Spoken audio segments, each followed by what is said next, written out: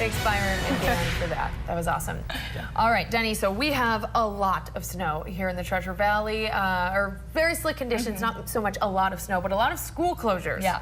Yeah, and it's interesting because it doesn't take very much snow to get all those school closures. Canyon County, I certainly think, is seeing the worst of it, has been so far this morning. But I think it's going to be an on and off thing throughout the morning. Snowfall amounts not looking like too much, maybe 1-2 inches tops. The 2 inches should be east of Boise as far as what we were expecting. So not a major snowmaker, but certainly can create some trouble, obviously just with the timing of all of it. So those side streets looking slick. Some of the bigger roads, the more traveled roads, are looking okay. The interstate, I mean, Ron will tell you this, but looking somewhat better, but definitely the potential for some of that the wet roads to turn to ice because our temperatures are on the downhill, and that doesn't just continue this morning, that continues throughout the day and into tomorrow. So that's where we're going next, but wanted to show you a nice shot of Bogus Basin, their night skiing operations up and running as of last night. A nice night to get up there before the clouds rolled in and the storm took over late into the overnight hours. The good news is they're adding more powder, hopefully to that mountain right there. We're seeing 3 inches of new snow in Sun Valley overnight since they cleared their snow stake in the evening. So it's continuing to snow in some of the mountains. That's the good news. Of course, the bad news, if you're a driver, is we'll have to deal with a little bit of it around here in our backyard too.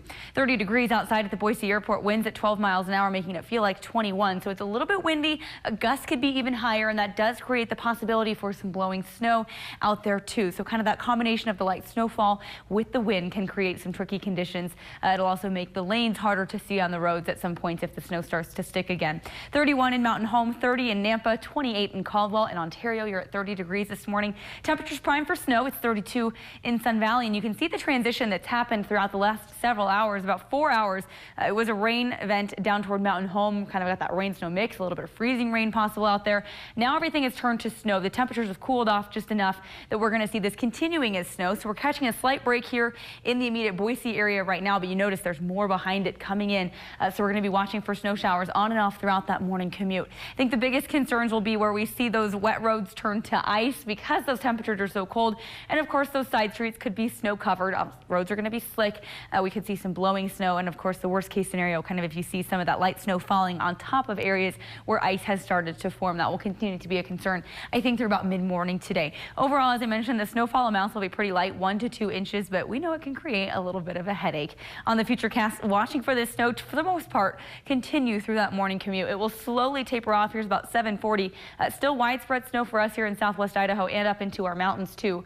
As we head into the 9 o'clock hours, still seeing a little bit of that snow sticking around. It's stubborn. The cold air is letting it stick, and it will continue to keep that snow falling. I think mid to late morning we'll start to see it brush off to the east, and then really changing the tune this afternoon. Clearing skies.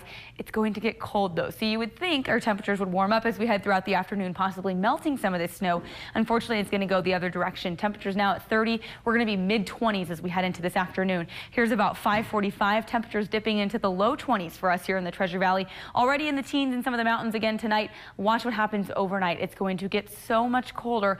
Overnight lows in the single digits. Wind chill values this afternoon as we dip down into the low 20s could feel as low as about 0 degrees when you take into consideration the winds picking up this afternoon. It's going to be breezy out there too. Tomorrow morning, a different story too. We're talking about wind chill values at 10 below 0. Absolutely frigid. A low of actually 3 degrees, a high of 16 tomorrow. Cold weather sticks around Saturday night into Sunday. So if you've got plans to be outside, make sure you don't take it lightly. Bundle up or spend some time inside this weekend. We'll get you back into the 30s by Tuesday when we also bring another chance of snow showers back into the forecast with a hint of some more unsettled weather on the way for late next week. Guys?